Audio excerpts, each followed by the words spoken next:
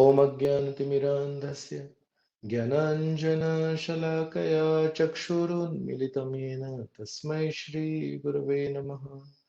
नमो विष्णुपादाय कृष्णपृष्ठाय भूतले श्रीमते भक्तिवेदान्त स्वामिनिति नामिने। नमस्ते सारस्वते देवे गौरवाणी प्रचारिणे निर्विशेष शून्यवादी पाश्चात्यदेशतारिणे। जय श्री कृष्ण चैतन्य प्रभु नित्यानंद श्री अद्वैत गदाधर श्रीवासदि गौरभक्तवृंद। हरे कृष्णा कृष्ण कृष्ण हरे हरे, हरे Ram Ram Ram Hare Hare. Hare Krishna. So we welcome all the devotees to our weekly program. And right now we are on chapter 14th. We just recently completed chapter number 13. And chapter number 13 was one of the most philosophical chapters. And if you see, sometimes the Bhagavad Gita is also called Gita Upanishad. So the Bhagavad Gita is considered as one of the Upanishads. Upanishads are the highest category of Vedic literature. And just because Lord Krishna spoke it, it has become an Upanishad. Although, okay, Abha Mataji is sending a message that she can't hear. Everyone else is able to hear? Prabhuji. Yes, Okay, Prabhuji. okay, Voice okay, is low, Yes, we Prabhuji. can hear. okay, okay. Can Thank you. hear, but voice is low. Please Okay, raise your, that's if an possible, please interesting raise point. the voice. Okay, so that was chapter number 13, one of the most philosophical chapters, and the language of the 13th chapter was also involving a lot of philosophical terms, the jnana, gyeya, purusha, prakriti, and one more thing he asked, kshetra and kshetragya, the field and the knower of the field. So these six questions were asked by Arjun at the beginning of the 13th chapter, and the whole chapter was basically a reply to these six questions. So now we are going to chapter number 14. Okay, we saw in the last chapter, last section, 23 to 35. The Supreme Lord is the overseer, permitter, the feeder, the enjoyer, and we discussed what does it mean when we say that the Supreme enjoys the service. So we took the example of a machine, and then there were small screws, and how without the screw, in one sense, the machine does not work properly. So in one sense, the Supreme Lord is full. The Supreme Lord does not need any of us. But still, when one of his devotees leaves him, then the Supreme Lord feels, oh, I'm missing this devotee, and where is this devotee? And also, on the part of the devotee, it's very interesting that without serving the whole, the part also becomes useless. So the living entity, unless it gets a chance to serve the Supreme Lord, then it also becomes useless. Then we also discussed how knowledge about the Supreme Lord sets you free. Anybody remembers anything regarding this point? How does the knowledge about the Supreme Lord set you free?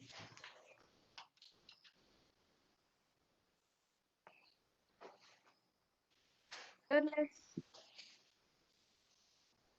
What was that? Fearless, one becomes fearless. Okay. Anybody else remembers? Prabhuji, up to some extent, he gets free from his misconceptions. Yeah. And you know, we engage in wrong activities, we engage in sinful activities because of ignorance. We are not being educated what is wrong and what is right. So because we are in ignorance, then we end up doing the wrong things. When we do wrong things, then we get punished for it. There is distress in our life, there is unhappiness in our life. So when you get knowledge about the Supreme Lord from the Supreme Lord, then you understand what is white and what is black. So nobody is speaking. Nobody is speaking what is white and what is black. People just keep speaking gray. But the Supreme Lord does not have to speak that. And as soon as you get knowledge from the Supreme Lord about the Supreme Lord, then you understand what is wrong, what is right. You stick to the right. You avoid the wrong, and that's how you are set free from the cycle of birth and death. Then we discussed how Krishna was saying, those who do selfless activities, they also get free. Those who do dhyana, they also get free meditation. And there are those who are engaged in cultivation of knowledge, and they also get free. But in 13.26, Krishna used one particular word. Anybody remembers that word? Surrender to the process of hearing. Shruti Parayana. Perfect. This is 108% correct. Shruti Parayan. So Krishna said, those who are Shruti Parayan, those who are really interested in hearing from me, they also can cross over the ocean of birth and death. And then Krishna spoke how educated soul, somebody who has knowledge, he sits in the body but does not get contaminated with anything it comes in contact with. Anybody remembers an example that we discussed how the spirit soul comes in contact but he does not get contaminated?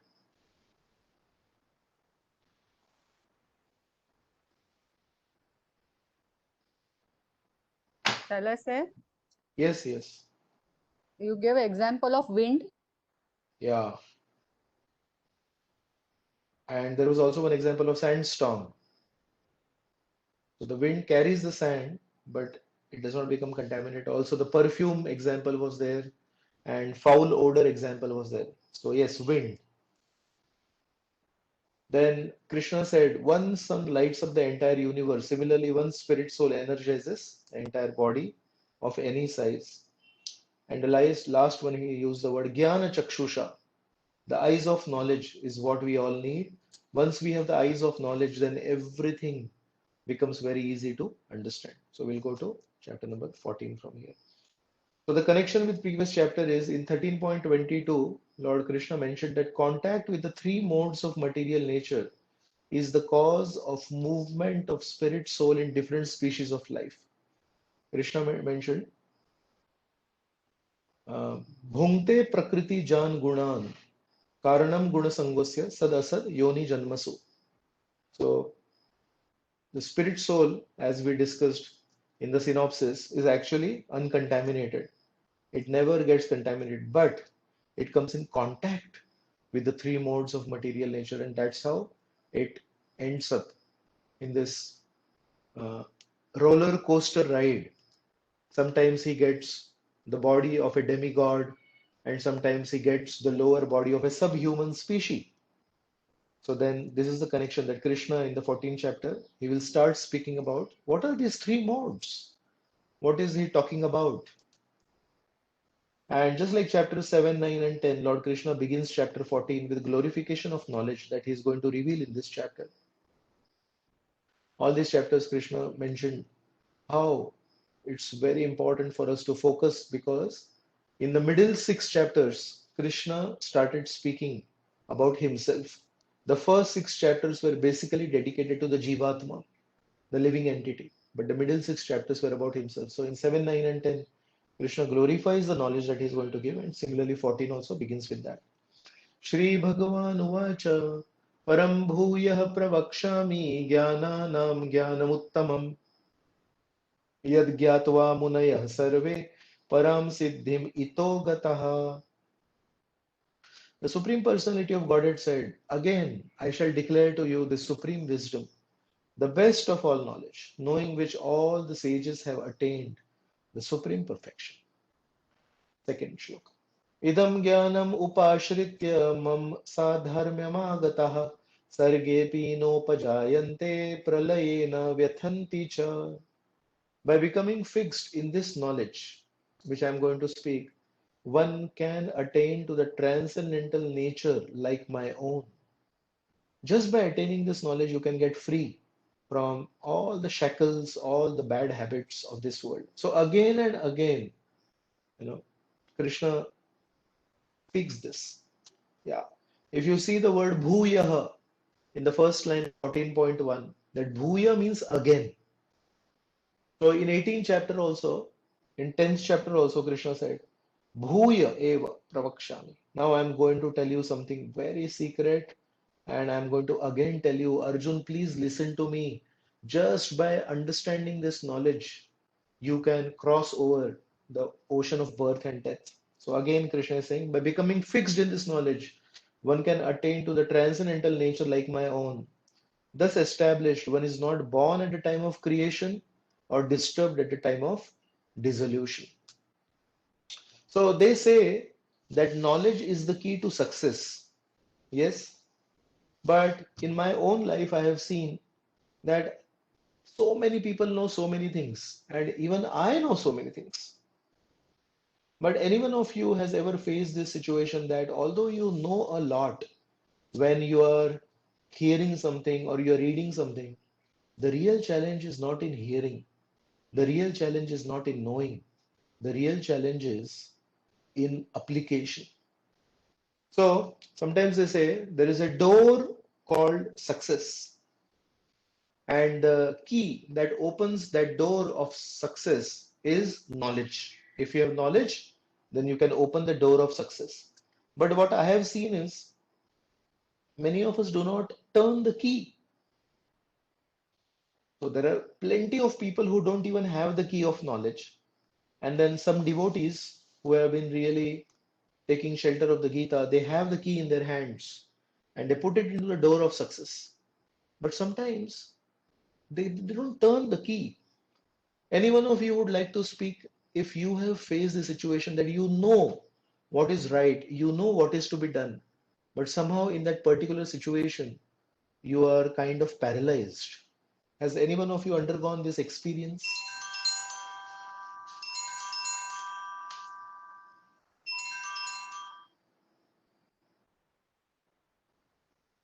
Hare Krishna, Prabhuji.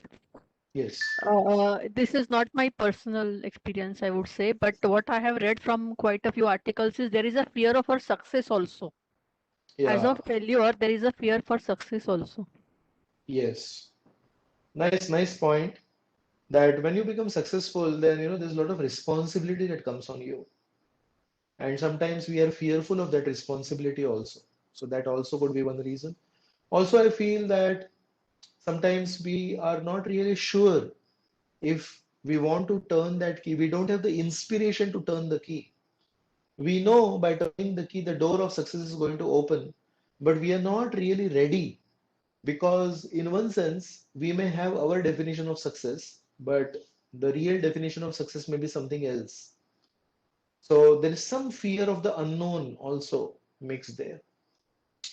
So our challenge today is that we know a lot, we learn a lot, but while implementing in our own life, it becomes really difficult. Like so many devotees have shared with me that they have heard so many shlokas on humility, namrata, but they tell me that when it comes to a real life situation, it becomes really difficult to practice humility.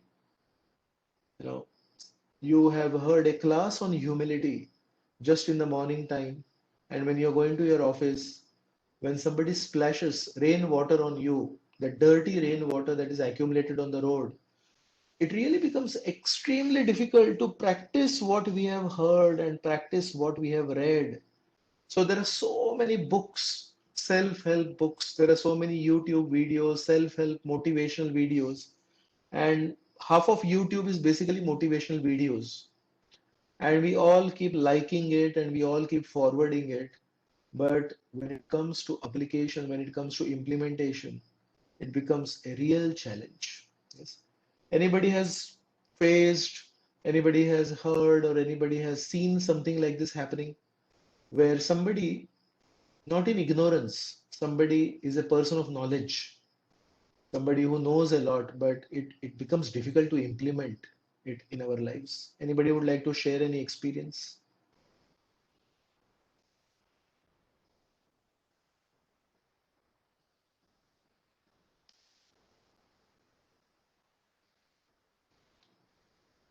There are similar experiences. The experience what you shared, Yeah, perhaps it is applicable, appropriate for everybody. We yes, decide something, we think something, but when it next moment, when it yes, comes to real situation, we fail to implement and control ourselves. yes. So I have seen, when we speak about Kirtan, when we speak about knowledge about Krishna, we are all really very eager and we, yes, Kirtan is so nice and all. But suppose we go on a yatra and we go to a holy place, we go to a special temple, maybe we go to a Lord Krishna's temple, and then somebody starts doing Kirtan. I have seen people, they don't participate in the Kirtan. People are clicking photographs, people are looking here and there. So the main reason why we go to a holy place is that we want to actually take out some exclusive time for Kirtan and Katha. Because when we are in Bombay, there are so many responsibilities and there are so many things to do. So before the class, we were doing something. And then Thursday, 7 to 8, we hear Krishna Katha, we participate in. Immediately, as soon as the class ends at 8 o'clock, immediately your life enters into another zone. So 1 hour in a week makes us weak. We are not really strong. And that's why once in a year, we go on a yatra where we feel that, प्रभु जी अभी ना कोई responsibilities नहीं है घर के ऐसा करो वैसा करो now we are just going to spend a lot of time together chanting and dancing and actually just listening to Lord Krishna's pastimes, Lord Ramchandra's pastimes. And then when the actual opportunity comes, we just forget that rare opportunity we have, that we are in a holy place and we are sitting in a temple of Lord Krishna, and here is an opportunity to hear about Lord Krishna. And this is my observation that it really becomes a challenge to actually take advantage of so many facilities that we have. So actually, even now we have so many facilities to really spend more time reading and hearing. But unless we are really conscious about it, unless we are really focusing on it, it becomes really difficult. So learning is high, but implementing is low. And that's why the secret for improvement in life is what we learn. If you see the circle, the learn circle, it's a big circle, but then it is pointing in a small arrow kind of a structure, and it is pointing to implement. So out of so many things that we learn, at least some of those things what we learn, we should implement. And only when we implement something in our life, and that big circle of implement is there, and then it points in a small arrow to improve. And there, if you see, the improve circle does not have an arrow like structure. So the point that is indicated in this figure is we learn a lot, but out of that, a lot of learning, a little bit we should implement in our life. And then when we implement a lot in our life, then out of that, little will contribute to our improvement. So sometimes, some devotee comes to me and says, Prabhuji, I have been chanting Hare Krishna for the last 6 months, but I don't feel any happiness. And I have heard that chanting of the Hare Krishna Mahamantra gives you happiness. So then I say, yes, but then what is your idea of chanting Hare Krishna? That is it, as soon as you start chanting Hare Krishna, you should get benefit. As soon as you start reading the Gita, you should become a PhD in Gita. No, it's a long haul. It's a long journey. We have begun our journey now slowly. That knowledge of the Gita is hitting on our eardrums. And after so much knowledge that is hitting on our eardrums, maybe some of it will go inside. And out of the sum that goes inside, which is called learning, maybe some of it we will implement in our lives. And then out of something that we implement in our lives, something will cause some improvement in our life. So I have written there that is the role of devotees in our devotional life. Because the modern culture is an achievement based culture. The modern culture is, if I want to do something, I will do it. If I want to get something done, I will get it done. So it's all about me. It's all about I. And with this kind of consciousness, sometimes when we come to spiritual life, it becomes an obstacle. Why does it become an obstacle? Because although we are talking about we, but it is also we who make the mistakes. It's only we who are sometimes committing some wrong things. So spiritual life is not something that we can do on our own. This is one of the fundamental differences that is there between ordinary things that happen in our life and spiritual life. In spiritual life, we can learn a lot on our own. We can hear lectures, we can read books, and so on. But if you really want to implement something in your life, then you need the help, you need the guidance of devotees. So that's why the role of devotees, friends, devotee friends in our life cannot be anytime overestimated. It's always very important to remind ourselves we need help and guidance of devotees, and they will help us in the most important part called implement. Last time, whatever we discussed, 13.23 to 13.25, what is the take home lesson from it? What is there in that part of the Gita to implement in our daily lives? And if we don't do that, then we don't improve. And that's why it could happen that we are drowning in an ocean of knowledge, but we are not wet with improvement. It's quite possible. So, my dear friends, my dear devotees, please catch hold of some devotee and ask this question to the devotee: whatever we learned in our lives till now, what can I do to implement it in our life? What can I do to improve my life? And once you do that, then your learning really becomes such an enjoyable experience, because you know, I'm learning this, and next week a little bit of it I will implement in my life, and in this way my life will actually genuinely improve. That's why the role of devotees is very, very important in our life. So that is what Krishna meant when Krishna said, Idam Jnanam Upashritya. So what does it mean to become fixed in this knowledge? To become fixed in this knowledge does not mean to sit in library and surround yourself with books. To become fixed in this knowledge means to actually be situated in implementing that knowledge. So whatever we are hearing from the first chapter, second chapter till the 14th chapter, with the help of devotees, we have to seek genuine guidance. We have to seek genuine help from them, and we have to start implementing in our life, and then just see what kind of magic happens in your life. So then the question is, in the previous chapter, last section, it was described that the soul never ever becomes contaminated. The wind example was given.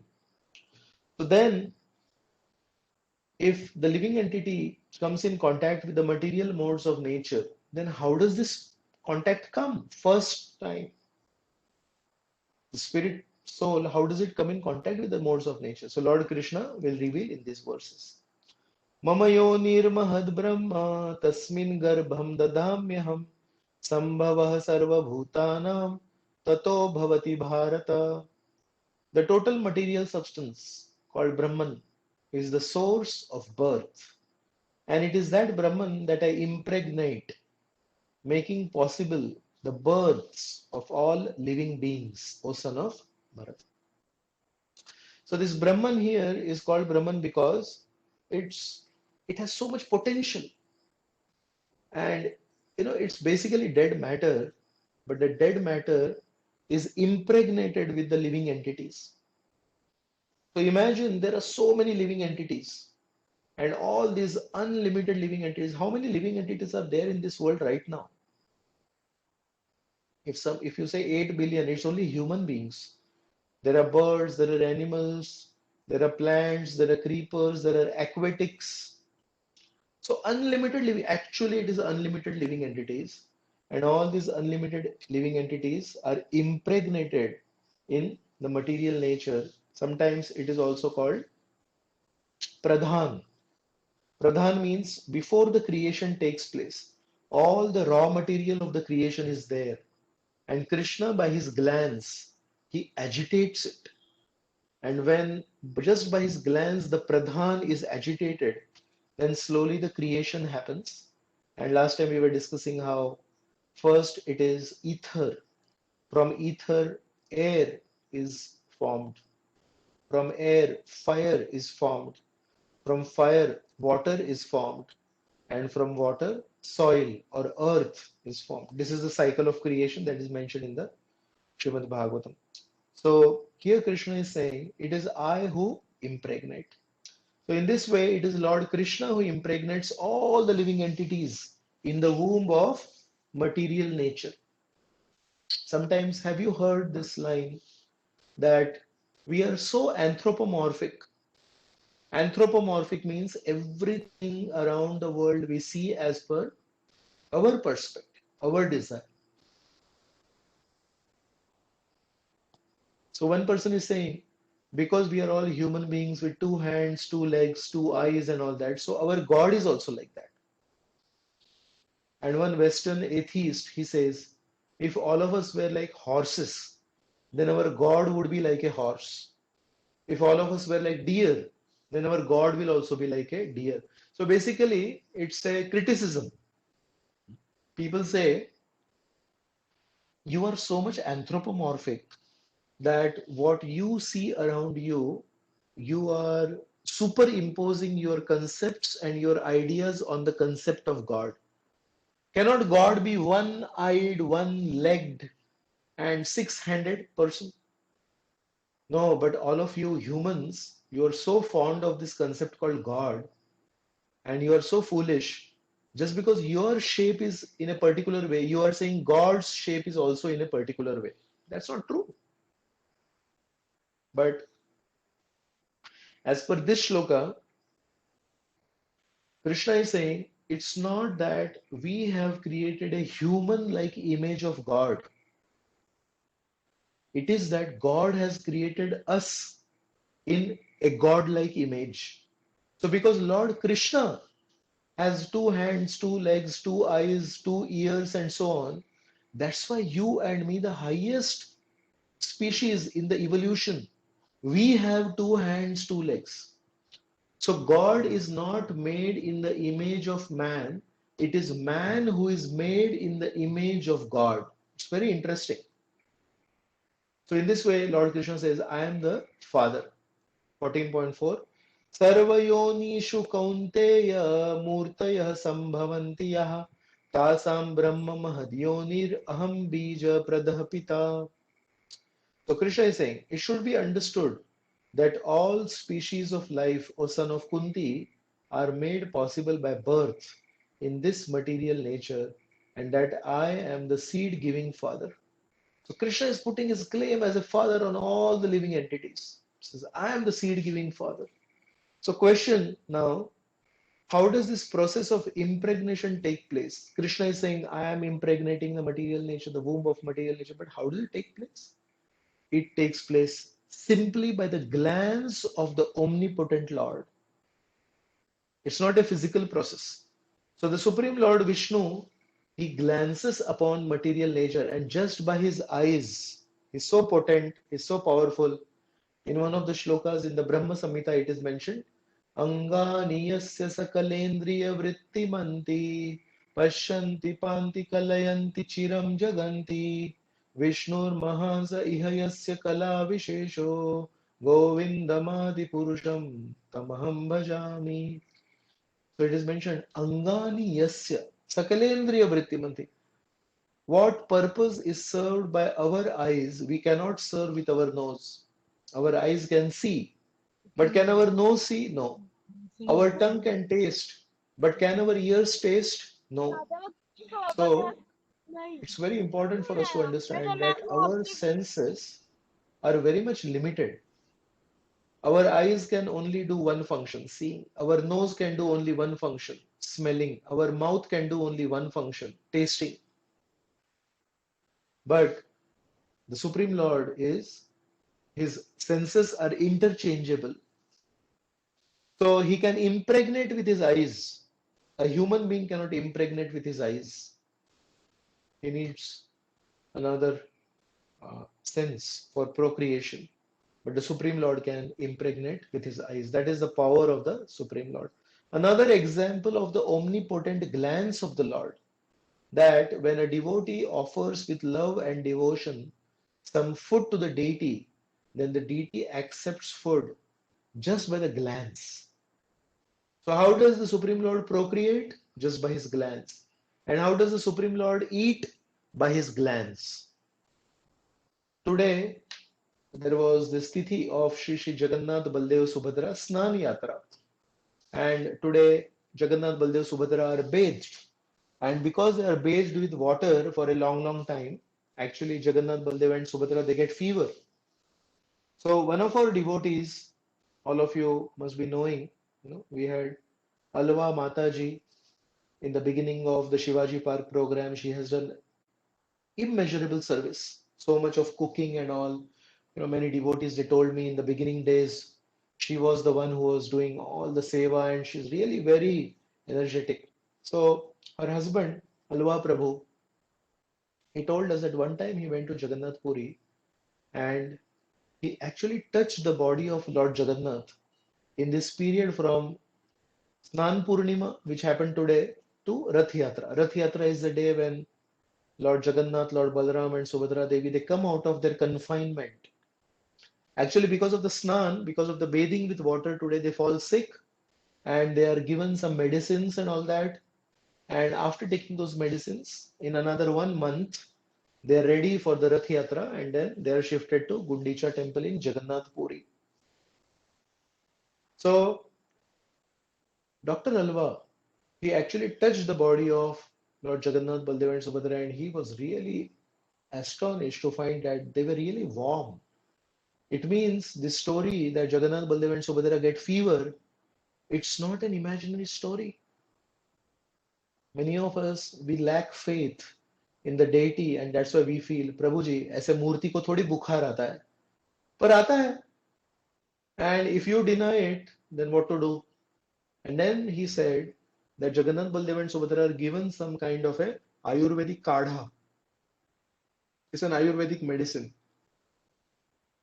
It's a special preparation that is given to Jagannath, Baldev, and Subhadra. It's like recuperation, 1 month of recuperation for them.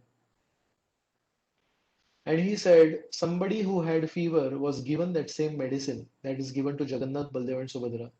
And he was saying how that person recovered from fever. So he was sharing with some of the brahmacharis in the temple how Lord Jagannath, Lord Balaram, and Lord Subhadra, they actually get fever and they're actually cured.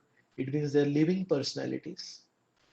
So never ever consider the deity which is being served by devotees with love and devotion as stone statue. No. Shri Radha Gopinath, they are not different from Srimati Radharani and Lord Krishna in the spiritual world. And that's why when we offer food to them, they actually eat. But how do they eat? They don't eat with their hands. They don't put their hands in the food and then put it in their mouth. They can eat with their eyes. The Supreme Lord is omnipotent. So that is the point. So this material nature, it consists of 3 modes. That is what Krishna mentioned. The mode of goodness, which is in Sanskrit called the Sattva Gun. The mode of passion, in Sanskrit it is called Rajogun. And the mode of ignorance, in Sanskrit it is called Tamogun. So 14.5. Sattvam rajastama iti gunaha prakriti sambhavaha nibadnanti mahabaho dehe dehinam avyayam. Material nature consists of 3 modes: goodness, passion, and ignorance. When the eternal living entity comes in contact with nature, O mighty armed Arjun, he becomes conditioned by these modes. So they don't contaminate the living entity, but the living entity kind of gets an avaran. Avaran means a covering. Just like on a holy day, Holi, the festival of colors that we celebrate in India. There is a lot of colors used.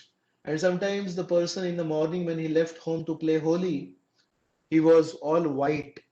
And when he came home in the afternoon, then he was unrecognizable. His face was red, his arms were blue and all that. But does not mean that those colors become a part of his body. They are actually a covering on his body. Is it not? And after 1 or 2 days of nice scrubbing and bathing and all that, then all the colors, they come off. Similarly, my dear friends, the living entity, the spirit soul, can never ever get contaminated by the 3 modes. But yes, he can be covered by the 3 modes. That can definitely happen. So, on the screen right now is a nice strong rope. But just see how when the rope is cut, then there are all these small threads of the rope. So actually when they make a rope, they first make these threads. And those threads are then wound around each other, and that's how you make a strong rope. So a rope becomes stronger when it is composed of smaller ropes. And it was an ordinary picture of a rope that I got on the internet. But I have put that 1, 2, and 3, 1, 2, and 3. Can you see it on the screen? So that 1 is basically one rope, and that 2 is one rope, and 3 is one rope. And that 1, 2, and 3, just like the females braid their hair. Similarly, the rope is braided. It is mixed with each other. And see, the 1 is again coming out after 2 and 3. And the 2 is coming out again after 3 and 1. In this way, 1, 2, and 3, there are 3 ropes. But these 3 ropes are, intertwined. And when they're intertwined, it becomes a unbeatable rope. So that rope number 1, if it is taken individually, it has some strength. Rope number 2, it has some strength, and rope number 3, it has some strength. But when that 1, 2, and 3 are intertwined and you make one rope out of it, it has much more strength than a combination of 1, 2, and 3. So now imagine if only 3 ropes are there, then this is the strength. Can you imagine the strength of a rope of multiple strands of thinner ropes? So the picture on the screen shows a rope, and can you see there are so many smaller ropes and they are all intertwined. So just like someone is bound with such ropes, and this rope is basically 1, 2, and 3 bound with each other. Similarly, actually Krishna is saying there are these 3 modes of nature, Sattva, Raja, and Tama. These 3 modes of material nature are controlling anything and everything in the material world, but these 3 modes of nature are fully under the control of Lord Krishna. This is what Lord Krishna is saying. So in the picture you can see there are these 3 ladies. They represent these 3 modes, Sattva Gun, Rajo Gun, and Tamo Gun, and they are controlling all kinds of human beings, and they are also controlling all kinds of plants, and they are also controlling all kinds of fish. They are also controlling all kinds of birds, and they also control all kinds of animals. So all of us, we may not be able to see these 3 ladies, but all of us know that we are controlled by our habits. Someone who's controlled by a habit of simplicity becomes really disturbed in a situation of complexity. And somebody who's used to complexity becomes really disturbed in a situation of simplicity.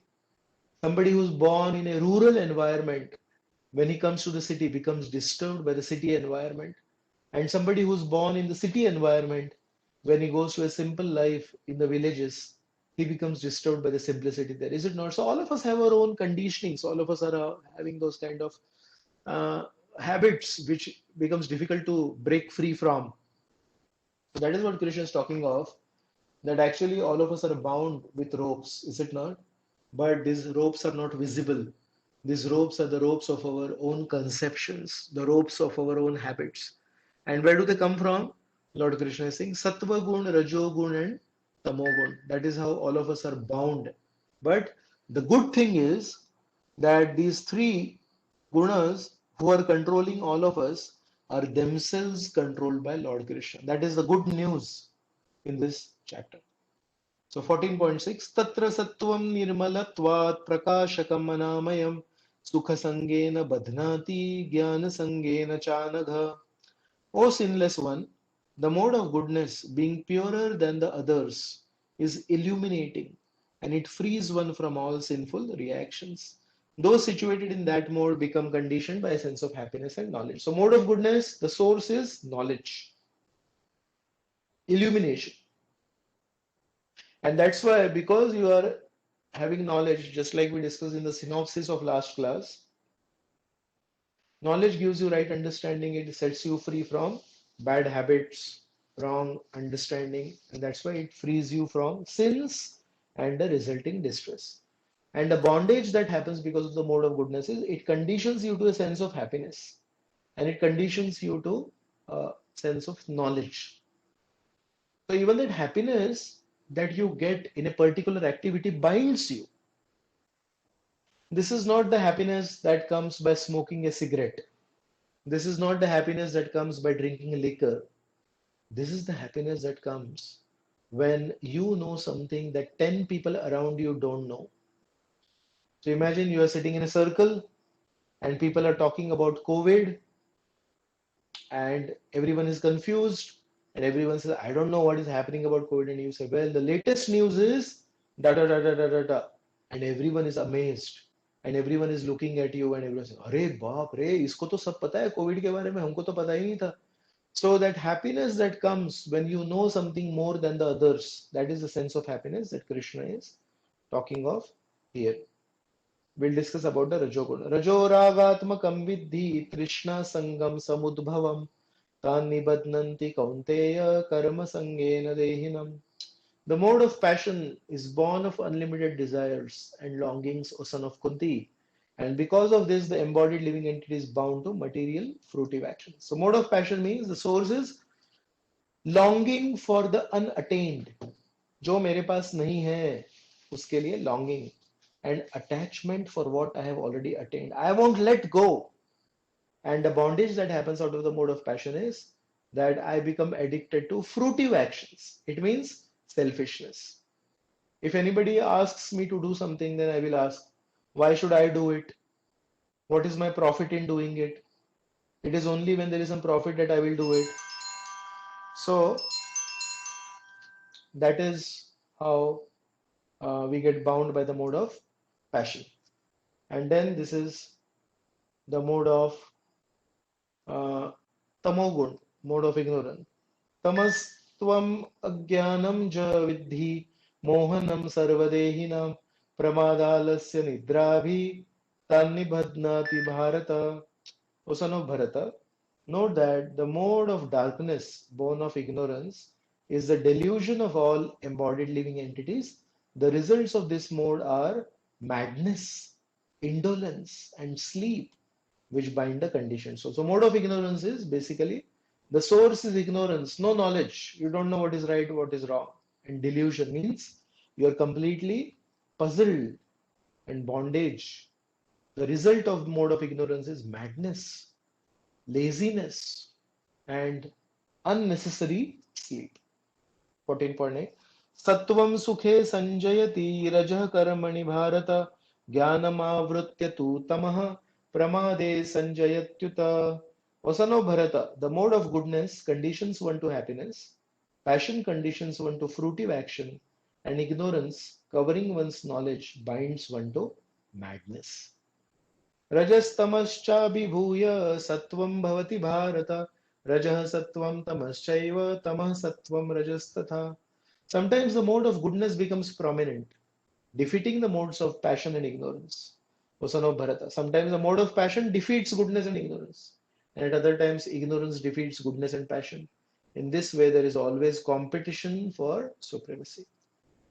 So, sometimes you are playing some audio track on the Windows Media Player, and then there are these bars that keep shooting up and down.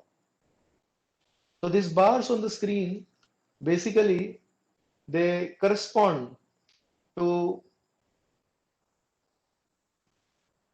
these, they correspond to the different frequencies at which people talk. And sometimes, some of the bars will keep going up and down, is it not? So that is how the mode of ignorance, the mode of passion, and the mode of goodness are constantly fighting with each other. If we associate with the people in the mode of goodness, then the mode of goodness wins. If we associate with people in the mode of passion, then the mode of passion wins. And if we associate with people in the mode of ignorance, ignorance wins. So now that we are in the mode of ignorance, by associating with people in the mode of ignorance, if we meet somebody now who is in the mode of goodness, or we are sitting in a place which is in the mode of goodness, like it could completely happen that you are sitting in a very nice, beautiful forest, and the whole environment there is basically a mode of goodness.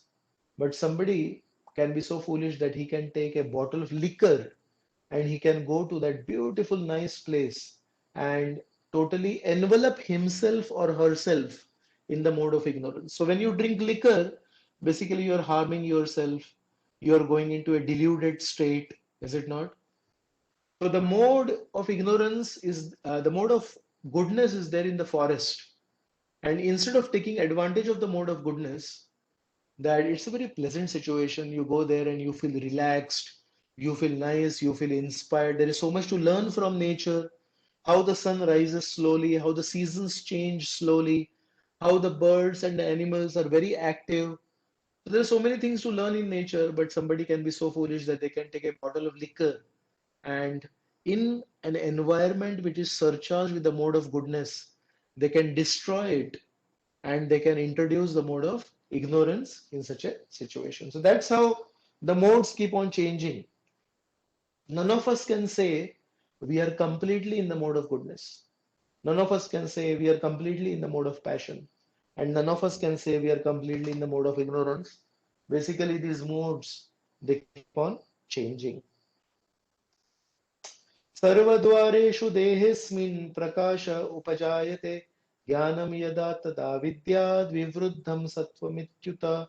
The manifestation of the mode of goodness can be experienced when all the gates of the body are illuminated by knowledge. What does this mean? What this means is when situated in knowledge, one can utilize all his senses in the right manner, and this surely results in happiness. So when you utilize your eyes for seeing the right things, when you utilize your ears for hearing the right things, and when you use all your senses for doing the right things, then that is what Lord Krishna is saying, that results in happiness. So this is something for all of us to understand.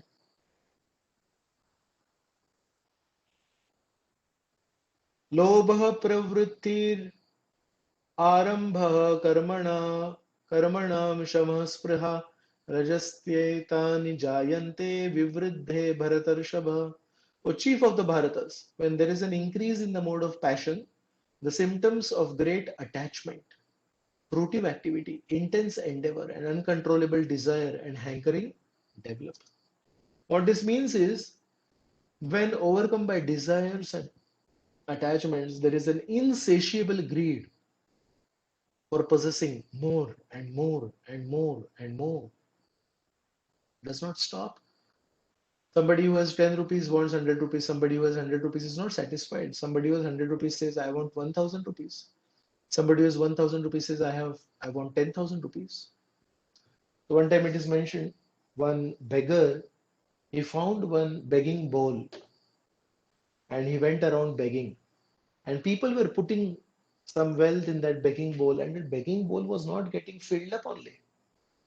So in the evening, that beggar, he saw that people put so much money in that begging bowl, but it never became full. He went to a sadhu and he asked, why is it this that my begging bowl is not becoming full? Then the sadhu said, show me that begging bowl.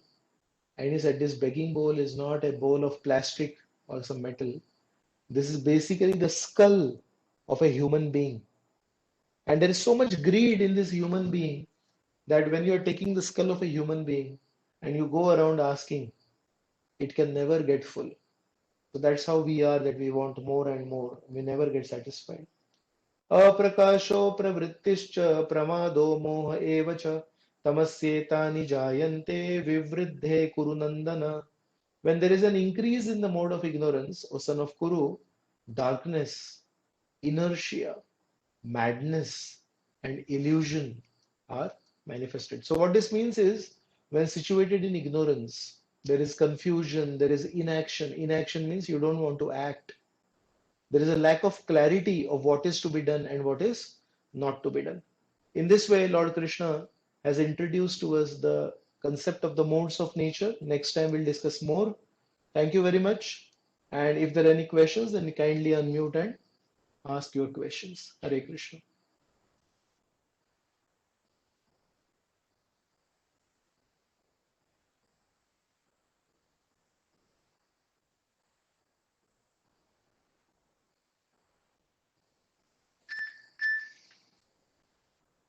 Okay, since there are no questions, anybody would like to share anything? You can share your Hare Krishna. experience or yeah. Hare Krishna, Prabhuji, can I ask you a question? Yes, Mataji.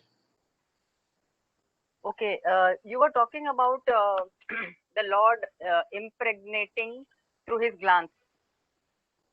Yeah. So So if we, the living, and if he has impregnated all the living entities like us through his glance, that means we were in the material world only. But earlier it is mentioned that we came from the spiritual world, so I didn't get the connection. No, impregnation means we were with the Supreme Lord, but through his glance, he put us into the material world. Oh, okay. Yeah, so the Supreme Lord saw at the material nature, and through his glance, this bundle of living entities, according to their desires, according to what they want to, rebel against the Lord, and according to that, we were impregnate, means we were transferred from Lord Krishna through his glance into the material nature. Okay. But Prabhuji, also it is, I mean, I don't know whether I'm right, but I've either heard or read somewhere that there is no false ego in the spiritual world. Yeah, I mean, am I right in thinking that? perfect. So if there is Yes, no false ego in the spiritual world, how did we develop this uh, rebellious attitude? yeah, that's a very deep science, but still, I'll tell you something. It's not that we want to, go against Krishna. It's not that we want to hurt Krishna. It's not that we want to fight with Krishna. Just that small desire comes. Why is everyone here glorifying one person? In the spiritual world, when we offer obeisances, we say, Ananta Koti Vaishnav Vrinda ki jai. So there are Ananta Koti Vaishnav.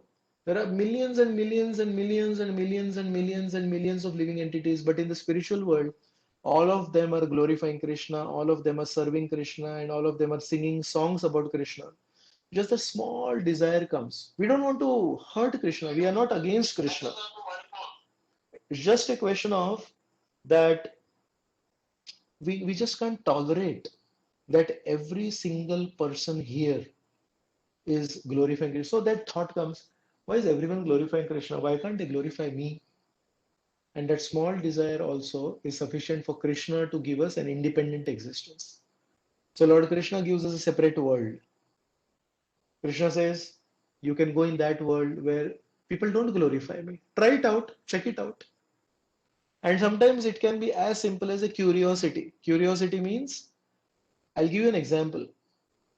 You have your own home and you go to the market to purchase something, and on the way back home, you see a new complex coming up, a housing complex coming up, or you see a new tower coming up. And just curiosity's sake, that thought comes in the mind. What would it be like to stay in this tower? It's not that you're homeless. It's not that you don't have a home. So if you don't have a home and you desire, oh, how must it be to live like that in this tower? It makes sense. But people who already have their home, people who are already having a nice situation, but sometimes this thought comes, is it not? How must it be to live like this in this tower? So sometimes somebody who's in the spiritual world is completely satisfied in his relationship with the Supreme Lord, but the material world is visible in the sky, and the living entity feels, what must it be to live in the material world? I wonder, क्या होगा उधर उधर क्या परिस्थिति होती है? So Krishna is so sensitive. Krishna says, it seems you have a desire to stay in the material world. So I'll give you a chance to stay in the material world. Go and check it out. And it could be curiosity, or it could be a subtle desire that why the hell is everyone serving only one person? Why the hell is everyone serving only the Supreme Lord here? So it could be plain curiosity, or it could be that subtle desire of some kind of competitive spirit. It's not really envy, but it's a competitive spirit. And it could be anywhere in between. So all of us who are here in the material world, if we are not pure devotees who are here on a preaching mission like Prabhupada or Bhakti Vinod Thakur or Bhakti Siddhanta Saraswati, basically either we were curious, what is this material world? I want to check out this material world. एक बार जाके आऊं क्या वहां पे? Or it could be that we felt somebody should once in a while sing my glories also, is it not? All songs about Krishna. कभी मेरे बारे में भी कुछ तो गाओ. Hey, you don't know my greatness? Why don't you sing about my greatness? So that is how we are here, Mataji. And that's why the solution that is given is don't sing songs about yourself now. Now, better to sing songs about Krishna. And when we sing songs about Krishna, then Krishna is hearing those songs, and Krishna says, oh, it seems he is no longer interested in hearing his own songs. Now he really wants to sing my songs. So I hope I answered your question, Mataji.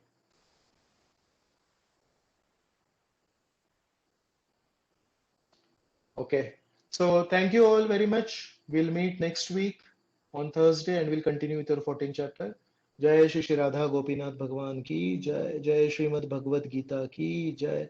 Jai Shri Arjun ji ki Jai. Jai Srila Prabhupada ji ki Jai. Ananta Koti Vaishnav Vrinda ki Jai. Jai Nitai Gaur Premanande. Hari Hari Bol. Hare Krishna, Prabhuji. Thank you. Hare Hare Krishna. Krishna. Hare Krishna, Prabhu.